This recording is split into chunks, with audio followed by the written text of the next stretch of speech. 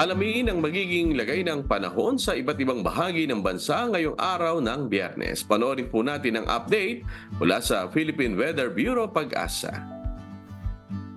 Patuloy pa rin po ang malamig at maulang panahon sa malaking bahagi po ng Luzon. Dulot po ng dalawang weather systems.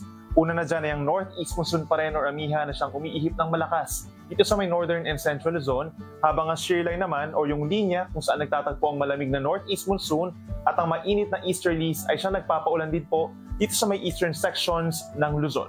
Habang ang easterlies naman po o yung hangin galing Pacific Ocean ay siya nagdadala pa rin ng fair weather conditions plus mga pulupulong ulan at mainit na panahon sa malaking bahagi ng Palawan, Visayas, and Mindanao.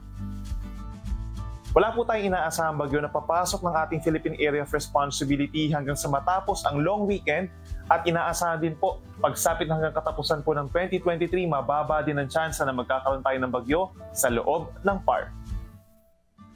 Ngayong araw po, asahan ang pinakamaulang panahon dito pa rin po sa eastern side of Luzon, kabilang na ang mga probinsya ng Cagayan, Isabela, Aurora, Quezon at Camarines Norte. Dulot po yun ng shear line o yung linya kung saan nagtatagpo ang mainit at malamig na hangin. Yung mga pag-ulan po natin minsan malalakas, kaya't mag-ingat po sa mga posibleng pagbaha at pagguho ng lupa. Habang dito naman sa Kalayaan Island sa Palawan, asahan pa rin ang maulang panahon, bagamat mas kakaunti na yung mga pag-ulan doon, dulot ng trough pa rin ng LPA na dating si Bagyong Kabayan.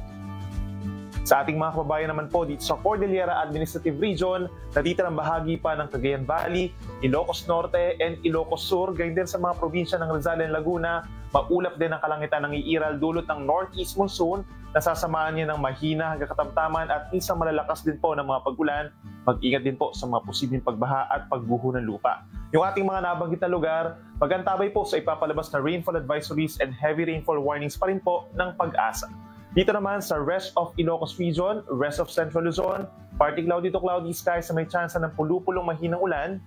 Habang dito naman sa Metro Manila at natitirang bahagi ng Calabarzon, madalas makulimlim ang panahon na sinasamahan din po ng mga pulupulo at may hinang ulan, kaya magdala rin po ng payong. Sa ngayon, dahil sa malakas na northeast monsoon ay meron pa rin po tayong gale warning or banta sa matataas na mga pag-alon. Hanggang 6 na metro po ito, no, halos nasa 2 palapag ng gusali. Delikado ito sa maraming sasakyang pandagat po, hindi lang yung maliliit na sasakyang pandagat. Meron tayong hanggang 6 meters over Batanes, Cagayan kabilang ang Babuyan Islands, malaking baybayin din po ng Ilocos Region simula sa may Ilocos Norte down to Pangasinan, at sa kabilang banda meron pa rin tayong gale warning sa may Aurora, hilagang bahagi ng Quezon kabilang ang Polillo Islands, particularly ang mga bayan ng General Nakar, Patnanungan, Panukulan, Cordeos, and Humalig. Dito rin po sa may Calaguas Island sa Camarines Norte at sa may northern and eastern coast ng Catanduanes. Delikadong pumalao doon ng maliliit at mga katamtamang laki ng mga sasakyang pandagat, and in the coming days, aasahan pa rin natin ng gale warning sa malaking baybayin po ng Luzon. Ang araw ay late na sisikat 6:16 ng umaga at maaga namang lulubog 5:32 ng hapon.